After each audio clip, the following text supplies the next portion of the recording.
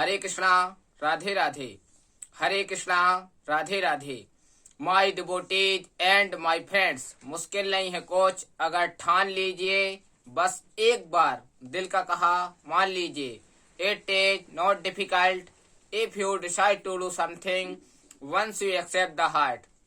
मैं आपका GPPM गोकर्ण परम पूज्य महाराज एक छोटी सी कहानी के साथ सीखते हैं हर दिन कुछ नया। एक गांव में एक पंडित जी रहते थे, ब्राह्मण देवता रहते थे, बहुत ज्यादा विद्वान थे। चारों वेद उन्हें कंठस्थ थे। ऋग्वेद, यजुर्वेद, सामवेद, अथर्ववेद, चारों वेदों के वो बहुत बड़े ज्ञाता थे, बहुत बड़े पंडित थे, बहुत बड़े विद्वान थे। लेकिन उनके घर में बहुत ज्यादा गरीबी थी। इतनी ज्यादा गरीबी थी कि उनके पास कपड़े भी पहनने के लिए नहीं थे। कपड़े भी वह फटे पुराने पहना करते थे और भिक्षा यापन से अपना जीवन चलाया करते थे। एक दिन की बात है, वो फटे चितड़े कपड़े पहनकर अपने गांव से दूसरे गांव, जो बगल के गांव में भिक्षा मांगने के लिए गए। तो भिक्षा मांगने के लिए जो ही पहले घर में गए तो कहा, भवत भिक्षाम देही, मुझे भिक्षा दो। तो उस घर से एक आदमी निकला। वो आदमी ने निकला, देखा कि एक पंडित जी खड़े हुए हैं, फटे चितड़े कपड़े हैं और भिक्षा मांग रहे हैं। तो उस आदमी ने पंडित जी को भगा दिया, कहा आप यहाँ से जाइए, फटे चितड़े कपड़े पहने हैं, कैसे कैसे मांगने वाले आ जाते हैं, और भगा दिया। पंडित जी उदास होकर चले गए और जो ही अपने घर के लिए जा रहे थे तो रास्ते में एक सेठ जी मिल गए। सेठ जी ने पंडित जी को देखा तो पंडित जी से कहा कि आप फटे चितड़े कपड़े क्यों पहने हैं।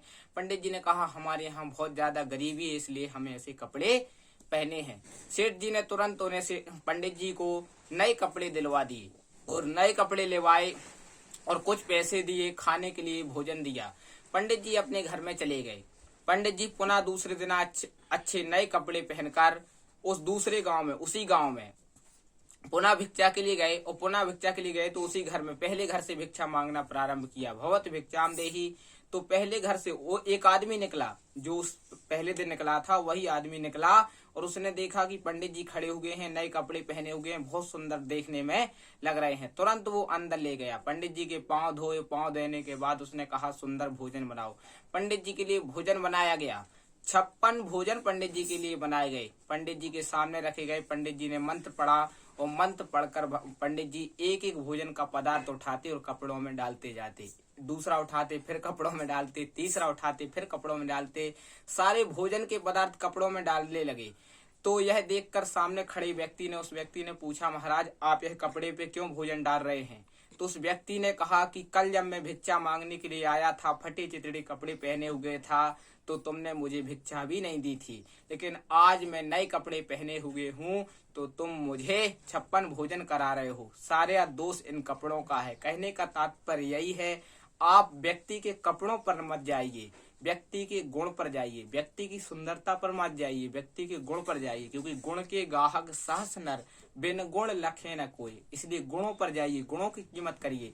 और किसी भी व्यक्ति की गरीबी है तो गरीबी में उस व्यक्ति का असम्मान मत करिए, उसका सम्मान करिए। हमेशा उस गरीब व्यक्ति को उठाने का प्रयास करिए, बढ़ाने का प्रयास करिए, गरीब की हमेशा मदद करिए। क्योंकि जिंदगी मिली थी किसी के काम आने में, समय बीत रहा है कागज के टुकड़े कमाने में।